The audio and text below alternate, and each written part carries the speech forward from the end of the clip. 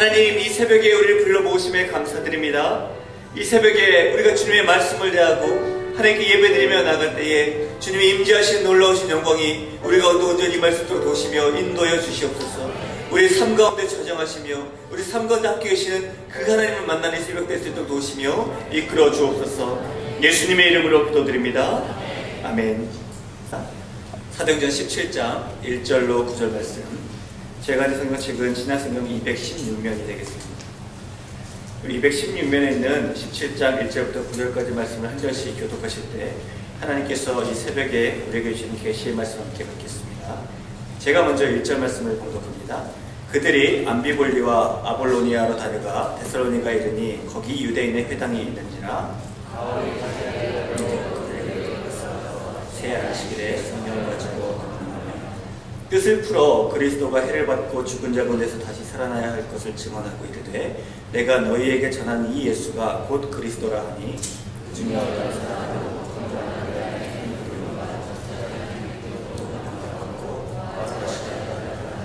그러나 유대인들은 시기하여 저자의 어떤 불량한 사람들을 데리고 때를 지어 성을 수동하게 하여 야손의 집에 침입하여 그들을 백성에게 끌어내려고 찾았으나 대결하지 못하는 전쟁 이 사람들이 여기도 있습니다. 야손이 그들을 맞아들였도다. 이 사람들이 다 가이사의 명을 거역하여 말하되 다른 임금 곧 예수라 하는 이가 있다 하더이다 하니 함께 읽겠습니다. 야손과 그 나머지 사람들에게 보석금을 받고 놓아 주니라. 아멘. 우리 시간에 박승규 목사님, 은혜는 낮은 곳으로 근다라는 제목으로 하나님 말씀 선포해 주시겠습니다. 할렐루야. 이 자리에 참석한 모든 분들에게 하나님의 압도한 은혜가 함께하기를 주님의 이름으로 간절히 소원합니다. 이스라엘에 하나님께서 주신 거대한 시청각 자료가 두 개가 있습니다. 하나는 갈릴리 호수고 다른 하나는 사해 바다입니다. 갈릴리 호수의 발원지는 헐몬산입니다. 이 헐몬산은 이스라엘 지역에서 가장 북쪽에 있고 가장 높은 산이기도 합니다. 보통 이게 만년설로 이렇게 알려져 있는데요. 여기서 이렇게 물이 녹으면 레이크 훌러라는 그 곳으로 이렇게 모이게 되고, 레이크 훌러로부터 시작해서 이제 그 물이 갈릴리 호수로 이렇게 떨어지게 됩니다. 그 낙차가 한 212m 정도, 그러니까 200m가 훨씬 넘는 그런 낙차를 이루고 있기 때문에 헐몬산에서 갈릴리 호수 들어갈 때 굉장히 물이 강렬하고 또 그리고 그 줄기들이 있어서 장관이라고들 합니다. 이렇게 갈릴리 호수에 이렇게 물이 들어오고 흘러 들어왔던 이 물이 하루에 60만 톤 정도 요단강으로 이 물들을 흘려 보냅니다. 그렇기 때문에 이 모습들을 보면 물의 원리가 그렇죠. 높은 곳에서 낮은 곳으로 오고 또 그 낮은 곳에서 더 낮은 곳으로 이렇게 흘러가는 모습을 봅니다. 이 또 한 가지 갈릴리 호수의 특징은 호수 밑에 이렇게 구멍들이 좀 있어서 그 물이 어디서 스며 나오는지 호수에서 물이 밑으로부터 스며 나온다는 거죠. 그렇게 해서 계속해서 이 물들이 끊임없이 요단강으로 흘려 보내는 것을 알 수 있습니다. 여러분, 은혜라는 건 뭡니까? 은혜는 이렇게 위로부터 내려오는 것이 은혜입니다. 그리고 그 은혜라는 것은 계속해서 낮은 곳으로 이렇게 흘러가게 되고요. 끊임없이 은혜가 흘러나와야, 또 그리고 밑으로부터 솟아나와야 우리는 멈춤이 없이 이 세상을 살아갈 수가 있습니다. 또 하나의 시청각 자료는 사해입니다. 그 요단강의 마지막이 사해 바다인데요. 이 사해 바다의 특징은 흘러 들어온 물이 더 이상 흘러가지 않게 된다는 사실입니다. 그러다 보니까 1년 내내 물이 그곳에서 이렇게 증발하게 되는 것입니다. 그런데 이 사해 바다를 연구했던 사람들에 따지면 그 사해 바다 주변에 있는 온천이 소금물이 그곳에서 나온다는 겁니다. 그러다 보니까 그 온천물들을 흘러서 소금 끼는 물들이 사해 바다로 흘러 들어오고요. 또 그리고 사해 바다가 있는 토양들 주변이 소금산들이 많습니다. 그러다 보니까 그 소금 토양에 있는 소금들이 녹아져서 점점 그 호수가 증발하는 그 물로 빠져 들어오면서 보통 바다보다도 훨씬 더 염분이 높은 농도의 호수가 그곳에서 만들어지게 되는 것입니다. 일반적인 바다의 염분이 약 6% 정도라고 하는데 이 사해 바다의 염분의 농도는 약 25% 정도라고 합니다. 그러다 보니까 심지어 사람이 들어가면 부력, 이렇게 떠버리는 거죠. 그럴 정도로 이 염분의 농도가 높고요. 이 염분의 농도가 높다 보니까 사해바다가 흘러 들어오는 막 그런 입구에서는 물고기들이 조금 있는데, 진짜 이 사해바다 안에는 생명체라고는 하나도 있을 수 없게 된다는 거죠. 이런 모습들을 우리가 이렇게 보면 은혜가 흘러가지 않고 흘러 들어오기만 하면 나중에는 고여서 죽게 된다는 거예요. 아무리 헐모는산에 만년설이 녹았던 만년설이 녹아들었던 그 정결한 물들, 순결한 물들이 흘러 들어왔다 할지라도 더 이상 그것이 흘러가지 않으면 그 바다는 죽게 되는 것이고, 은혜가 아무리 넘쳤다 하더라도 그 은혜로 말미암아 오히려 더 어려워질 수도 있다는 것입니다. 이 사도 바울이 지금 2차 전도 여행을 하고 있는 중에 있습니다. 사도행전 15장부터 시작해서 사도행전 18장까지의 내용은 2차 전도 여행이 계속해서 가고 있는 중인데요. 아마 시기적으로 보면 이때가 한 AD 50년에서 53년 정도가 되지 않을까 이렇게 성서학자들은 보고 있습니다. 이 시기는 예수 그리스도 이 땅을 떠나신 지 한 20년이 지난 시점이죠. 그러니까 예수님 돌아가신 것을 온 세상이 다 알고 있는 그런 상황들인 것을 알 수 있습니다. 안디옥에서 출발해서 더베, 또 루스드라, 이고니온, 비시디, 안디옥, 두로아, 거기서 환상을 보고 유럽으로 건너왔죠. 그리고 네아폴리, 빌립보에서 복음을 전하고, 오늘 말씀은 암비볼리, 아볼로니아를 떠나 데살로니가에 이르는 곳입니다. 그러니까 오늘 본문의 말씀이 우리가 성경을 보고 있는 데살로니가의 배경적 처음의 내용이라고 여러분 보시면 되겠습니다. 이때도 사도 바울은 회당에 들어가서 하나님의 복음을 전합니다. 그리고 그 복음의 내용은 언제나 동일합니다. 그것은 예수 그리스도가 십자가에 못 박혀 죽으셨다는 겁니다. 그것은 우리의 죄를 위하여. 그리고 그 예수 그리스도는 3일 만에 부활하셨다는 겁니다. 바로 여러분들을 위해서. 그래서 우리가 기다리고 있던 그 메시아, 또 우리가 하나님의 아들, 정말 우리를 진정으로 구해줄 분이 누구냐? 바로 그분이 예수 그리스도라고 선포하고 있습니다. 이렇게 하나님의 말씀을 선포하자 반응이 두 가지로 나타나는데요. 하나는 오늘 4절에 보니까 어떤 사람 곧 경건한 헬라인의 큰 무리와, 그러니까 경건한 헬라인들이 있었는데 이 헬라인들의 큰 무리가 복음을 믿었다는 겁니다. 또 적지 않은 귀부인들, 이 귀부인들이란 여기서 의미는 뭐냐면 상당히 많은 그 당시에 어떤 계급을 가졌던, 또 그리고 어떤 경제적인 부를 형성하고 있었던 사람들의 부인들이 이곳에 와서 이 복음을 받아들이고 믿게 되었다라는 것입니다. 이 당시에 왜 귀부인들이 복음을 이렇게 믿었을까? 여러 가지 이유가 있지만 당시에 이렇게 보면 굉장히 문란한 사회였습니다. 그러다 보니까 이 로마 사회가 영적으로도 그렇고 또 그 육체적으로 그렇고 또 이 향락과 노예 사회다 보니까 어떤 위치에 올라간 사람들은 깨끗한 여자를 찾을 수가 없는 거예요. 요즘에 저는 잘 모릅니다만 처녀 찾기가 어렵다 이런 얘기를 하는데 저는 잘 모릅니다. 모르는 얘기죠. 또 그런 얘기를 했어요. 그런 것처럼 그 당시에도 그런 거예요. 너무나 세상이 이렇게 혼탁하니까. 그러다 보니까 어느 정도 위치에 있고 결혼을 하려는 사람들은 자신은 그렇게 살지 않았음에도 불구하고 부인들은 순결한 여인을 얻기를 원했습니다. 그 순결한 여인들을 주로 종교심이 강한 사람들이 순결한 여인들이 많았죠. 그래서 유대인들이었거나 아니면 유대인들하고 결혼해서 난 자식들이거나 이런 사람들하고 종종 결혼을 했기 때문에 여기 그 귀부인이라는 것은 그런 종교심이 많은 사람들이었는데 바로 이 사람들이 유대인의 회당에 들어와 있었다는 것입니다. 그런데 또 한 가지 이렇게 헬라인들이나 또 그리고 귀부인들은 복음을 전했을 때 받았던 모습들이 있는가 하면 또 한 부류는 이들을 절대적으로 반대하는 무리들이 있었습니다. 그들은 유대인들이었는데요. 이 단계를 보면 좀 되게 비슷합니다. 복음을 전합니다. 그러면 첫 번째 단계는 이들이 시기하는 무리들입니다. 그러니까 대개는 동종계열이 시기를 많이 합니다. 그래서 여러분 항상 이렇게 같은 비슷한 레벨이거나 비슷한 장사를 하는 사람들, 이런 사람들끼리 서로 조심하는 게 굉장히 좋아요. 여기도 마찬가지예요. 이유는 복음이 잘못됐다 이런 것이 아닙니다. 본질적인 문제가 아니라 항상 감정적인 문제입니다. 시기라는 것은 열등감에서 나오는 되게 경우가 많은데요. 열등감 아니면 우월감인데 바로 그런 부분들 속에서 이것이 나왔다는 것이죠. 두 번째는 막 사람들을 선동하기 시작합니다. 성을 요란케 하고요. 저 사람들이 거짓말한다. 막 사람들을 부추겨서 선동하기 시작합니다.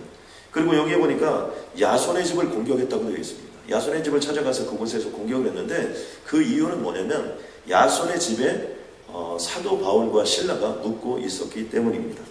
그리고 나서 그들을 찾지 못했습니다. 그러자 이들을 관아에 고발합니다. 패턴이 비슷하죠. 제목은 천하를 어지럽게 했다는 겁니다. 다른 말로 표현해보면 밀란죄요, 폭동죄를 거기다 말하게 되는 것입니다. 우리가 이런 모습들의 오늘 본문의 내용을 쭉 이렇게 보면서 한 가지 좀 생각해 보아야 될 것이 있습니다. 그것은 무엇이냐면 이 복음을 받아들이는 사람들에 대한 부분입니다. 아마 우리가 단기 선교를 간다 그래도 우리가 전략을 가지고 갑니다. 또 그리고 우리가 무슨 일을 했다 이것도 다 전략을 가지고 가죠. 아마 사도 바울도 1차 전도여행을 마치고 2차 전도여행 오고 이런 과정 속에서 분명히 전략을 가지고 복음을 전하여 갔을 것입니다. 그런데 사도 바울이 늘 제일 먼저 가는 곳이 있는데 그게 유대인의 회당입니다. 왜 그랬을까요? 그것은 유대인들이 하나님을 알고 메시아를 기다렸기 때문에 유대인들에게 복음을 전하면 이 메시아를 온전히 받아들일 수 있을 것이다 라고 생각했을 것입니다. 그리고 두 번째는 그 유대인들과 함께 무리를 이루었던 사람들 중에 경건한 헬라인들, 그러니까 종교심이 있었던 헬라인들, 또 그리고 새로운 종교를 찾아서 새로운 믿음을 찾아서 왔던 사람들이 있었고요. 또 그리고 아예 그냥 이방인들, 또 이런 경건하지 않고 그냥 아예 이방인들이 있을 수 있고요. 또 마지막으로는 절대로 예수 믿지 않게 생긴 사람들이 있지 않습니까? 늘 술 먹고, 또 그 다음에 귀신 들렸고, 또 어떻게 생각해보면 마술을 부리고, 또 그 다음에 사람들을 현혹하고 돈을 좋아하고 이런 사람들, 아마 이런 전략적인 부분을 가지고 복음을 전하였을 것입니다. 그런데 복음의 현장에 막상 가보니까 이 전략들이 무색합니다. 복음의 현장에서 막상 복음을 전하면 어떤 현상이 나타나냐면요, 제일 먼저 복음에 대해서 가장 뜨거운 반응을 보인 사람들은 절대로 예수 믿을 것 같지 않았던 사람들이 예수를 믿게 된다는 거예요. 귀신 들린 사람이 귀신이 나가버려 말미암아 그것 때문에 예수 그리스도를 믿는 역사가 나타납니다. 또 그리고 옷감장사 루디아 같은 경우 장사는 여인이었고 절대로 예수를 믿을 것 같지 않았는데 그 복음을 받아들이는 모습들을 볼 수 있습니다. 또 빌립보 감옥에서 간수 같은 경우는 이게 간수가 아무나 그 당시에 하겠습니까? 그럼에도 불구하고 어떻게 복음을 전하다 보니까 또 이게 복음을 전하면 전할수록 전혀 생각하지도 않았고, 또 그리고 그런 사람들이 예수 믿어서 하나님의 역사를 일으킬 거라고 생각하지 않았던 사람들이 복음을 제일 먼저 받아들이는 겁니다. 그 다음이 이방인들입니다. 오늘 본문 속에 나타난 것처럼 경건한 헬라인들, 또 그리고 귀부인들, 이런 사람들이 복음을 받아들이고 복음을 믿으며 그 사람들은 복음을 받아들인 것 동시에 나타난 현상 중 하나가 뭐냐면 루디아도 그랬던 거고 간수도 그랬던 것처럼 곧바로 성김의 자리에 나갑니다. 감옥 속에서 그렇게 맞았던 사도 바울과 실라를 치유해주고 또 그를 회복시켜주는 일들을 하고요. 또 그리고 복음이라는 이름을 통해서 온 가족들을 모으고 함께 세례를 받고 하나님의 영광을 올려드립니다. 이들 중에는요 별로 따지는 사람이 없습니다. 그리고 그 다음에 예수를 믿는 사람들이 바로 그냥 이방인들, 헬라인들이 그 복음을 받아들이는 모습들을 볼 수 있습니다.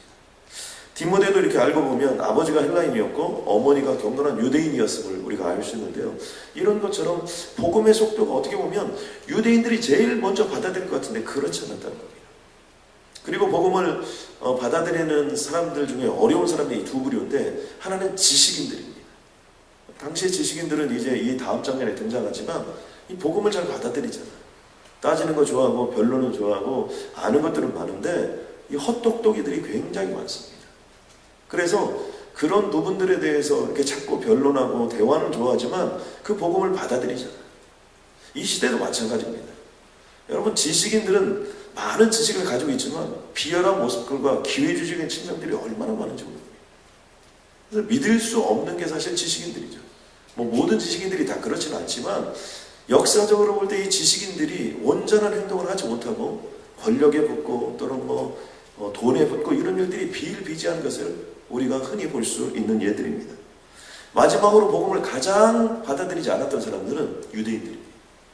이게 참 아이러니해요. 가장 복음을 잘 받아들일 줄 알았는데 복음을 가장 받아들이지 않았고 거기서 끝나지 아니하고 오늘 본문 속에 보였던 것처럼 시기하고 질투하고 또 거기서 끝나지 않고 사람들을 선동하고 또 거기서 끝나지 않고 그들을 공격하고 또 거기서 끝내지 않고 아예 그들을 감옥에다 쳐넣어서 완전히 몰살시켜버리거나 죽여버리려고 하는 그런 모습들을 우리는 볼 수 있습니다. 우리가 이를 통해서 우리가 한 가지 깨달을 것은 무엇이냐면 첫 번째로는 생각대로 안 된다고 너무 실망할 필요가 없다는 것입니다. 하나님은요, 하나님의 방법대로 반드시 일하십니다. 아멘입니까? 하나님은요, 절대로 손해보지 않아요. 막 교회가 막 싸우고 그러잖아요. 그럼 하나님 손해보지 않아요. 거기서 싸우고 그러면요, 하나님은 다른 곳에 하나님의 교회를 세워서 하나님의 역사를 일으키세요. 뭐 어느 나라가 막 예수를 잘 믿다가 예수 안 믿잖아요. 그러면 하나님은 그 촛대를 또 옮기세요. 또 하나님의 역사를 또 이룩하세요. 여러분, 예수 잘 믿는 사람들이 교만해가지고 여러분 어려워지고 힘들어지잖아요. 하나님은요, 그런 것들 때문에 여러분 하나님의 역사를 이루지 못한 적이 한 번도 없어요. 하나님은 절대로 손해보지 않아요. 하나님은요, 우리를 다 구원하러 오셨지만요, 구원 안 받겠다는 사람 어떻게든지 구원시키려고 한 게 하나님의 목표지, 그럼에도 불구하고 죽겠다고 지옥 가는 그런 사람들의 이 안타까워하는 하나님의 심정이 있고 그들을 구원하고자 하는 게 하나님이시죠. 하나님의 손해를 보는 것은 아니라는 사실입니다. 그러므로 필요하면 하나님의 사랑을 붙여주십니다. 필요하면 하나님은요, 물질도 붙여주세요. 하나님은 필요하면요, 환상과 계시를 통해 하나님의 역사를 이루세요.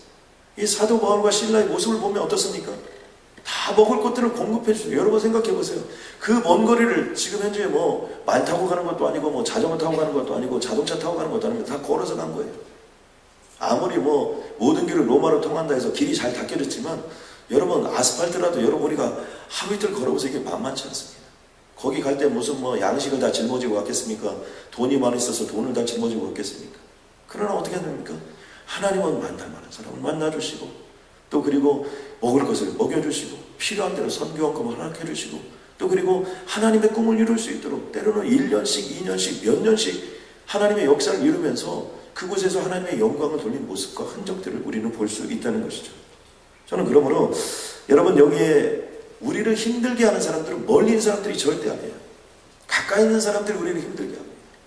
여러분 교회일도 이렇게 하다 보면요, 잘 아는 사람들이 어렵게 할 수 있습니다. 여러분 비즈니스 하다 보면요, 여러분 잘 아는 사람이 여러분을 힘들게 할 수 있어요. 또 그리고 여러분 사회생활 하다 보면요, 여러분 잘 아는 사람들이 여러분을 날카롭게 비난합니다. 왜요? 잘 알기 때문에. 때로는 아내의 한마디, 남편의 한마디가 오랫동안 남는 이유가 뭡니까? 왜 시어머님이 했던 얘기가 오랫동안 남아요? 왜 시아버님이 했던 이야기가 오랫동안 남아요? 가까이 있기 때문에. 서로를 잘 알기 때문에. 그러다 보니까 한마디가 힘들고 어려워질 수 있다는 것입니다. 그러므로 우리는 늘 잘 아는 사람들이 우리를 힘들게 할 수 있다는 거 성경에 나온 얘기입니다. 여러분 아멘입니까? 이거 성경에 다 나온 얘기예요. 성경에 다 나온 얘기. 우리 남편이 어때요? 우리 아내가 어때요? 이런 얘기 할 필요 없어요. 다 성경에 나온 얘기. 고소하고 고발하는 것도 다 가까운 사람들끼리 하는 거예요. 여러분 재벌들도 다 고발하고 고소하는 게 무슨 뭐 상대방 회사 이런 경우가 많지 않아요. 다 자기네들끼리 거기서 고소하고 고발하고 서로 죽일종 살릴종 하는 것이 다 그런 거예요. 그러므로 이런 황당한 일들을 당했을 때 여러분 너무 의기소침할 필요가 없어요. 이 사도 바울과 실라를 보니까 어떻게 됐습니까? 그거 그냥 툭툭 털고 갑니다. 별로 유대인들이 그런 것들에 대해서 막 우리 민족이 왜 그럴까? 나중에 로마서 9장에서 11장까지 가면 그런 대목이 정말 통곡하는 사도 바울의 모습이 나오지만 오늘 여기 선교지의 모습을 보니까 어떻게 돼요? 정말 툭툭 털고 가는 거예요. 왜요? 툭툭 털고 가야만이 다음 사역을 또 할 수 있기 때문입니다. 고린도후서 7장 10절에 보니까 사도 바울이 이런 얘기를 했어요. 하나님의 뜻대로 하는 근심도 두 가지가 있다는 거예요. 하나님의 뜻대로 하는 근심과 우리가 하는 근심이요. 하나님의 뜻대로 하는 근심은 후회할 것이 없다는 거죠. 왜요? 구원에 이르게 하는 회개를 우리에게 줘줍니다. 근데 세상 근심은 어떻게 해요? 사망을 이루게 하는 것입니다. 그러면서 사도 바울이 이런 얘기합니다. 너희로 얼마나 간절하게 하며 얼마나 변증하게 하며 얼마나 분하게 하며 얼마나 두렵게 하며 얼마나 사모하게 하며 얼마나 열심히 있게 하는 이런 일들에 대해서 후회하지 말라는 거예요. 그러니까 하나님의 복음을 전하고 그 복음을 전한 것들에 대해서 반항이 일어나고 변론이 일어나고 분노가 일어나고 이런 것들에 대해서 고민할 필요가 없다는 거예요. 왜? 이것은 하나님의 일을 하기 위한 근심인 것이 이것은 세상 근심이 아니라 여러분 혹시 하나님의 복음을 전하다가 올바른 일을 하다가 또 그리고 정말 좋은 일을 하다가 어려움이 당하다 할지라도 여러분 두려워하지 마시고 주님의 이루어 나가면 그곳에서 주님의 영광을 보게 될 줄로 믿습니다. 그러므로 내가 생각하고 계획했다고 안 된다고 여러분 고민할 필요가 없어요. 하나님이 함께 하십니다. 또 한 가지는 은혜는 낮은 곳으로 흘러간다는 것입니다. 우리가 사도 바울과 실라가 복음을 전할 때 의외의 반응들은 전혀 생각하지 않았던 곳에서 항상 하나님의 역사가 일어난다. 마치 요단강에서 그 물이 흘러서 낮은 곳으로 흘러가는 것처럼 이 은혜의 역사, 복음의 역사는 항상 낮은 곳으로 흘러가는 게 있습니다. 그렇기 때문에 우리에게 필요한 것이 있습니다. 그것은 뭐냐면 우리는 언제나 낮은 자리를 좋아해야 된다. 여러분 아멘입니까? 무엇인가 내가 갖춘 것 같고, 유대인들이 왜 사도 바울의 복음을 받아들이지 못했습니까? 시기했기 때문이에요. 네가 전하는 정도는 나도 안다는 거예요. 네가 말하는 정도는 나도 다 안다는 거예요. 얼마나 유대인들이 하나님의 말씀을 줄줄줄 외울 정도로 랍비들은 수준이 얼마나 높습니까? 그러니까 어떻게 되는 겁니까? 그 복음을 받아들이지 못하는 거예요. 여러분 제가 본문에 있는 내용은 아니지만 또 그리고 준비해온 것은 아니지만 갑자기 한번 예를 들어보겠습니다. 자, 여러분 물이 흐른다고 생각해 보세요. 이렇게 있으면 물이 어디로 흐를까요? 이렇게 하면 이쪽으로 흐르겠죠. 이렇게 있으면 어떻게 돼요? 일로 흘러야 되죠. 그런데 여러분 이 자리가 항상 밑에 있어야 되지. 항상 내가 자리가 밑에 있어야 되지. 그래야 여러분 은혜가 나한테는 흘러올 거 아닙니까? 아마 사도 바울을 전하는 말씀을 듣고 그들이 조금만 더 그의 귀를 기울였다면 그들을 통해서 하나님은 역사했을 겁니다. 우리들도 마찬가지예요.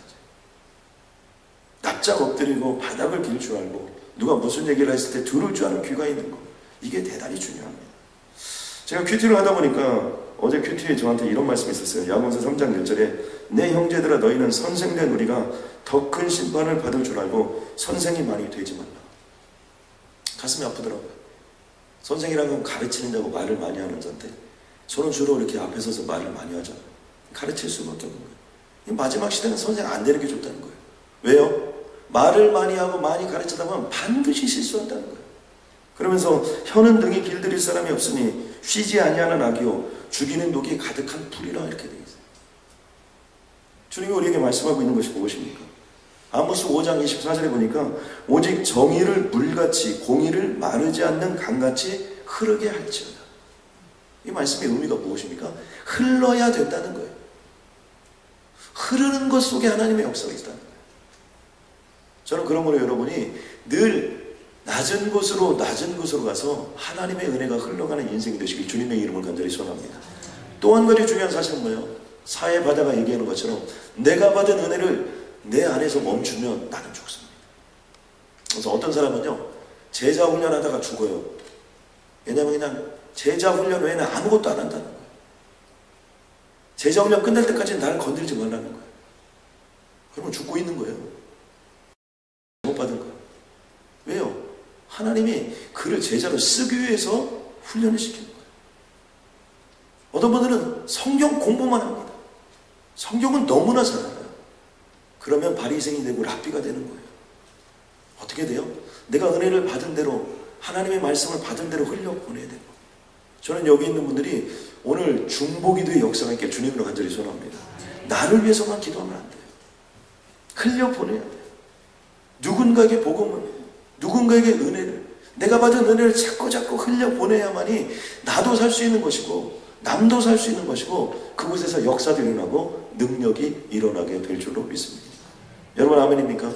그러므로 우리가 하나님이 이스라엘 민족에게 주신 거대한 시청각자료, 요단강 그리고 사해바다, 이 두 개를 딱 주고 하나님은 그 시청각자를 통해서 이스라엘 모든 민족들에게 영원히 잊지 않을 수 있도록 만들었어요. 저는 그러므로 여기 있는 모든 분들이 늘 낮은 자리로 가야 되고 맡겼던 내 부분을 뚫어서 그 은혜를 흘려보내므로 말미암아 주님의 영광이 계속해서 우리 인생 속에 흘러가기를 주님의 이름을 간절히 소원합니다. 우리 한번 이 시간 합심으로 한번 기도하는데요. 우리 기도하기 전에 제가 여러분과 함께 잠깐 나눌 내용이 있습니다. 어제 그 사랑의 빛 선교교회에서 그 위치를 다녀오다가 이 빅베어 쪽에서 버스가 이렇게 추락하는 사고가 있었습니다. 목사님은 최영 목사님이신데요. 저희 후배 되시는 목사님이십니다. 그런데 목사님께서 추락해서 안타깝게도 버스 운전을 하셨던 아마 그 성도님이신데 성도님은 소천하셨습니다. 한 분이. 그리고 한 20여 명이 넘는 지금 학생들도 있었고 다 중고등학교, 중고등부 리출이었기 때문에 그 자녀들인데 아마 한 10명 정도가 이미 인터넷 뉴스에 이게 다 떴습니다. 이미 한 10명 정도가 좀 많이 다쳤다고 합니다. 저도 어제 그 동문회에서 이메일이 와서 이 내용을 이렇게 받았고, 오늘 이곳에도 그 사랑의 성교교회에 참석하신 분이 저희 새벽예배 참석해서 저한테 인포메이션을 준 것 같아요. 여러분, 제가 서울에 있었을 때 그 수산교회라는 교회가 있었습니다. 그것은 두란노 서원을 만들었던 하용삼 목사님이 원래 장로님이셨다가 두란노 서원을 만들어서 오늘날의 그 두란노 그 모든 책들 이렇게 출판사를 운영하셨던 분인데, 나중에 부름을 받고 그분이 이렇게 목사님이 되셔서 수산교회라는 걸 섬겼는데, 제가 그 수산교회를 섬겼습니다. 근데 제가 가기 한 3년 전에 그때 무슨 일이 있었냐면, 그 원로 목사님하고 성도님들이 어디 산행을 갔었어요. 그때 브레이크 파이어로 한 15분이 소천하셨습니다. 제가 이 교회가 이런 일이 당했을 때 어려움은 하나요. 제가 한 3년 정도 지난 뒤에 이제 갔는데, 어느 주일인가 예배를 드리는데 주보가 전체가 검은 띠로 이렇게 딱 해서 나오는 거예요. 마치 그 장례식 주보처럼. 그래서 저는 이제 그때는 그런 사실을 잘 몰랐죠. 그런데 그때가 무슨 주일이냐면 바로 목사님 오면서 한 15분 정도가 돌아가신 주일이에요. 그게 아마 그때 굉장히 참 방송에도 많이 나오고 이런 일들이 있었거든요. 근데 그 일들이 참 오래 가더라고요, 생각보다. 그래서 우리가 오늘 기도해야 될 중요한 내용 중에 하나는 더 이상 사상자가 생겨서는 안 되는 부분입니다. 왜냐하면 특별히 또 지금 버스 운전 기사님이 이미 소천한 상태고, 아마 성도님이신 것 같아요, 교회 성도님. 그리고 학생들이기 때문에 자녀들이 다치면 이게 안 됩니다. 그래서 좀 오늘 이 시간 기도할 때는 사랑의 빛 성교교회가 정말 하나님의 역사가 있고 능력이 있고 권능이 있게 해달라고, 김재문 그 목사님으로부터 시작해서 지금 이대 목사님 지금 바뀌신 지 불과 얼마 되지 않았습니다. 지금 현재 이런 상황들이 있기 때문에 다시 한번 영적인 도약이 있고 하나님의 역사가 있게 해달라고 기도하면 주님께서 함께하여 주실 줄로 믿습니다. 여러분 아멘입니까? 한번 슬픔을 당한 가정을, 여러분 모든 장애 절차나 여러 가지 과정 속에 주님 역사해 주시고, 하나님 또 그 다친 자녀들이 주님 회복시켜 주시고, 더 이상의 사망자가 나오지 않을 수 있도록 주님 붙잡아 달라고 기도하면 주께서 함께하여 주실 줄로 믿습니다. 감사합니다. 이 시간 사랑의 빛 선교교회를 우리가 위하여 기도할 때, 하나님 그 교회를 사랑하셔서 하나님 이 모든 일들이 더 큰 부흥을 이루고 더 큰 역사를 이루는 토대가 되게 하여 주시고, 슬픔을 당한 가정을 주님 위로하여 주시옵고, 아버지 더 이상의 어떤 사상자를 나지 않을 수 있도록 주님 지켜주시고 보호하여 주옵소서. 특별히 최영 목사님에게 영령을 7배나 더하여 주시고 하늘의 지혜와 통찰력을 허락하여 주시옵소서. 이 일들이 잘 수습되고 마무리되어질 수 있도록 주님 도와주시옵고, 지나고 나면 간증이 될 수 있도록 주님 어렵지만 역사하여 주시옵소서. 하나님 동부사랑의 주님 손에 올려드립니다. 하나님 은혜가 흘러가는 낮고 낮은 교회가 되게 하여 주시옵고, 날마다 그 은혜를 흘려보내는 아버지 하나며 갈릴리 호수와 같은 그런 역사를 감당할 수 있도록 주님 인도하여 주옵소서. 하나님 오늘도 낮은 곳으로 향하여 나아가되 사도 바울과 실라처럼 끝까지 쓰임받는 인생들이 되게 하여 주시옵고, 특별히 물질 때문에 고민하고 번민하는 모든 자들에게 하나님 11조를 30배, 9배, 100배, 1000배로 늘려주시옵고, 하나님 특별히 육신의 질병 때문에 고통스러워하는 모든 자들을 하나님 치유시켜 주시고 권능의 손길로 인도하여 주옵소서. 예수님의 이름으로 기도드렸습니다.